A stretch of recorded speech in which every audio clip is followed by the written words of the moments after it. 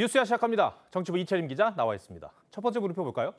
네, 첫 번째 물음표는 8말 9초 두 이의 운명은입니다.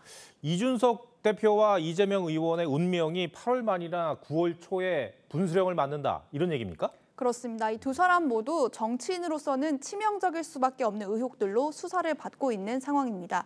공교롭게도 이 두 사람 모두 이달 말이나 다음 달 초 경찰 조사 결과가 나올 것으로 보이는데요.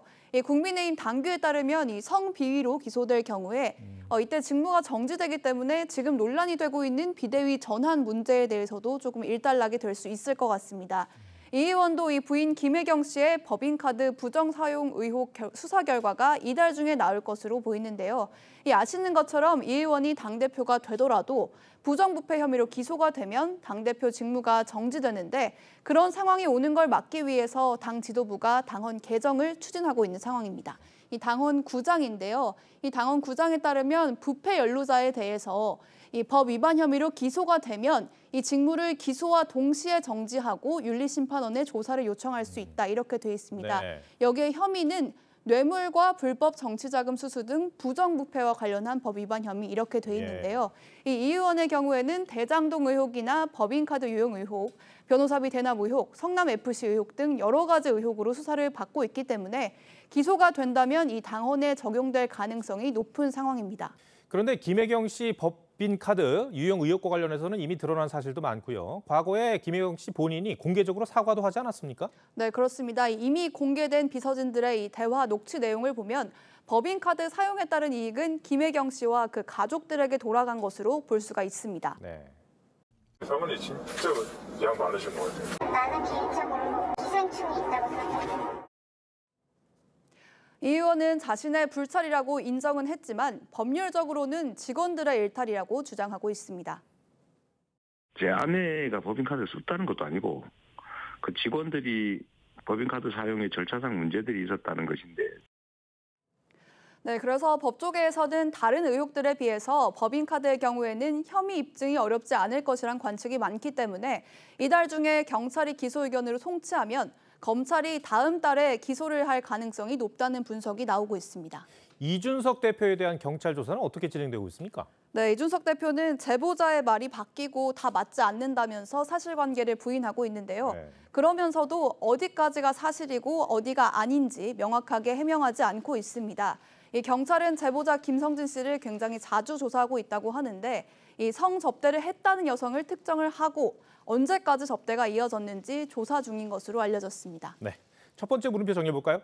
네, 첫 번째 물음표 8말 9초 두 이의 운명은의 느낌표는 정치적 책임이 더 중요로 하겠습니다.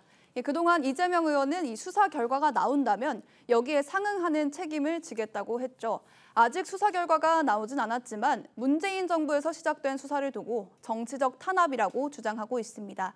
또 이준석 대표도 여당의 위기를 몰고 온 데에 정치적인 책임을 지지 않고 피해자라는 주장만 되풀이하고 있습니다. 정당을 대표하는 정치인들이 이런 모습을 보이는 게 현재 대한민국 정치의 암울한 단면이 아닐까 싶습니다. 네. 두 번째 물음표는 뭡니까? 네, 두 번째 물음표는 잘못과 실현 사이입니다. 네. 윤석열 대통령 당선 이후 족 전 법무장관의 SNS 활동이 좀 뜸했었는데 요즘 다시 활발해지고 있는 것 같아요. 그런데 자신이 시련을 겪고 있다 이런 취지의 말을 했습니까? 네, 그렇습니다. 이 조국 전 장관이 지난 2일에 유튜브 채널을 개설하고 처음으로 영상을 올렸습니다. 먼저 영상 보시겠습니다.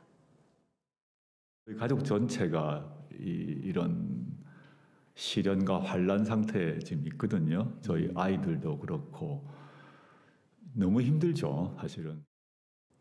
네, 조 전 장관이 대선 이후에는 SNS에 직접 자신의 의견을 올리기보다는 본인이 동의하는 기사의 링크를 공유하는 방식을 선호해 왔었거든요. 네. 그런데 조 전 장관이 유튜브를 시작을 한 데다가 닷새 동안 그간 촬영했던 인터뷰 영상 등 5개를 올리면서 활발하게 움직이고 있는 겁니다. 그러다 보니까 조 전 장관이 정치 일선에 나서는 것 아니냐 이런 얘기들이 나오는 거겠죠? 네, 그렇습니다. 특히 조 전 장관이 유튜브를 통해서 윤석열 정부의 정책 또 정치 상황에 대한 비평을 하고 있기 때문인데요. 잠깐 들어보시죠.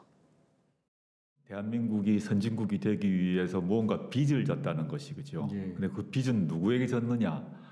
대한민국 사회에서의 사회경제적 약자로부터 우리가 빚진 게 있다. 검찰 공화국을 만들겠다는 걸 넘어서 검찰 왕국을 만들겠다는 식으로 보입니다. 네, 수위가 꽤 높은 표현들인데 일단 조 전 장관은 정치 활동 재개는 황당한 추측이다 이렇게 부인하고 있습니다. 그러면 조 전 장관은 왜 이런 영상을 올리는 걸까요? 네, 최근 조 전 장관이 SNS에 올린 글을 보면요. 대통령 측근 의혹에 대한 조사가 필요하다거나 경찰국 신설을 비판하는 내용 등이 많습니다. 이 대부분은 윤석열 정부 정책에 대한 직접적인 비판이 대부분인데요. 여권 관계자는 현 정부의 실책을 공격하면서 자신에게 정당성을 주려는 것 같다고 분석했습니다. 또 다른 관계자 역시 윤 대통령의 실수를 부각시켜서 조 전 장관 본인과 가족들에 대한 법적, 도덕적 심판을 실현이라고 포장하려는 거 아니냐 이런 진단도 내놨습니다. 하지만 야당에서도 시선이 곱지만은 않은데요. 한 수도권 출신의 의원은 윤 대통령 지지도가 떨어지는 상황에서 조 전 장관이 등장하면 오히려 반등의 기회를 줄 수도 있다 이렇게 우려했습니다. 네. 두 번째 물음표도 정리해보죠. 네, 두 번째 물음표 잘못과 실현 사이의 느낌표는 그때도 틀리고 지금도 틀렸다로 정리해봤습니다. 네. 이 조 전 장관은 자녀 비리, 입시 비리 의혹 등으로 재판부가 혐의를 일부 인정했는데도 불구하고 본인의 잘못을 반성하기는커녕 실현과 환란이란 말로 비켜가고 있는데요. 남에 대한 비판도 최소한 본인의 잘못을 먼저 되돌아보는 데서 출발해야 하지 않을까 싶습니다. 이채린 기자, 오늘 설명 잘 들었습니다.